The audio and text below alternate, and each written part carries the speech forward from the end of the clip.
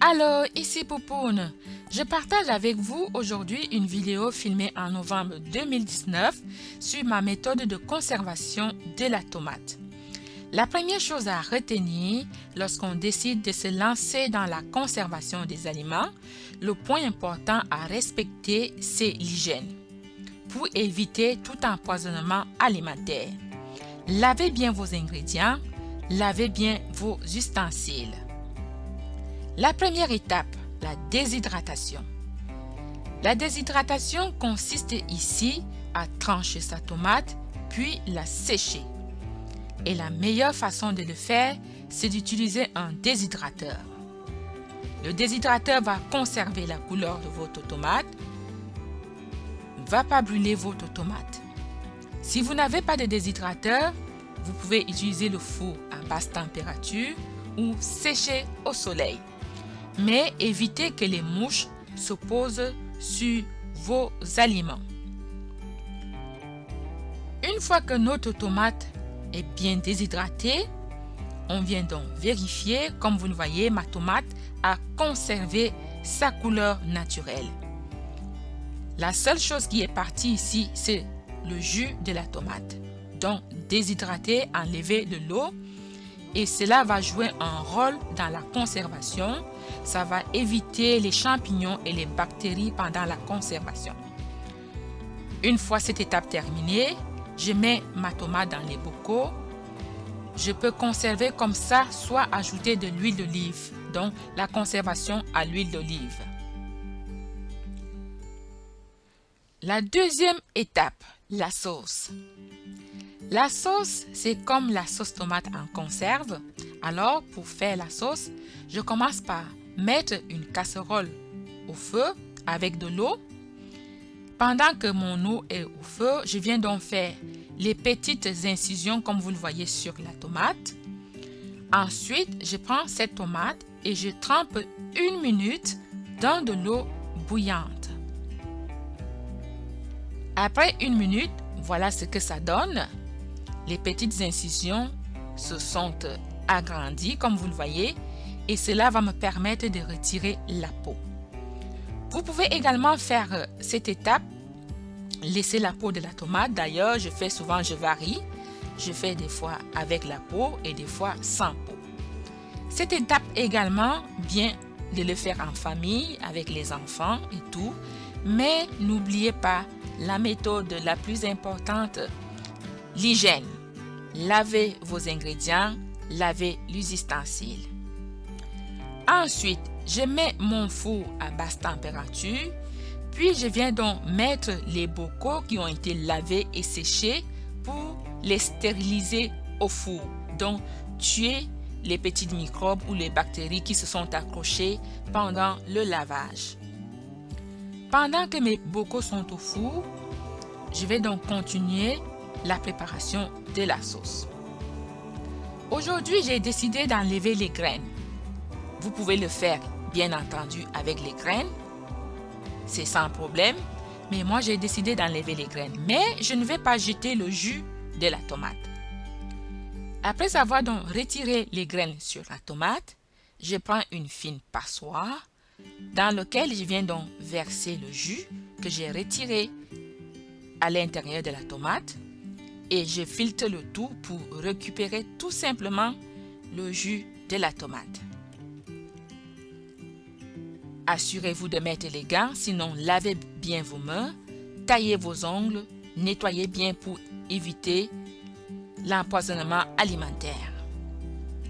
Voilà le jus. Je récupère donc ma casserole que j'ai mis la tomate. Je viens donc verser le jus de la tomate, c'est rien que le jus de la tomate. Ensuite, j'assaisonne avec les fines herbes, basilic, persil, du poivre, ce que vous avez à la maison, de l'ail. Comme ici, dans cette vidéo, je vais ajouter de l'ail haché, conservé dans de l'huile d'olive pour rehausser le goût de ma sauce tomate. Ensuite, à l'aide d'un mixeur plongeant, je viens donc mixer le tout dans la même casserole pour faire la sauce. Oh, ça sent tellement bon. Donc, voilà, notre sauce est prête. Voilà ce que ça donne. Ensuite, je retourne dans le four. Je pars récupérer mes bocaux qui ont été au four pour la stérilisation et éviter de mettre les mains à l'intérieur si vous avez touché d'autres choses à la maison. Avant de mettre la tomate dans les bocaux, je mets ici une demi-cuillère à thé de sel. Le sel va jouer ici le rôle du conservateur naturel. Donc, mettez une demi-cuillère thé de sel dans les bocaux avant de mettre votre sauce tomate. Remplissez vos bocaux de la sauce tomate. Voilà. En évitant de mettre les doigts à l'intérieur, c'est très important pour les mesures d'hygiène. Ensuite, nettoyer s'il y a eu de bavures sur les côtés.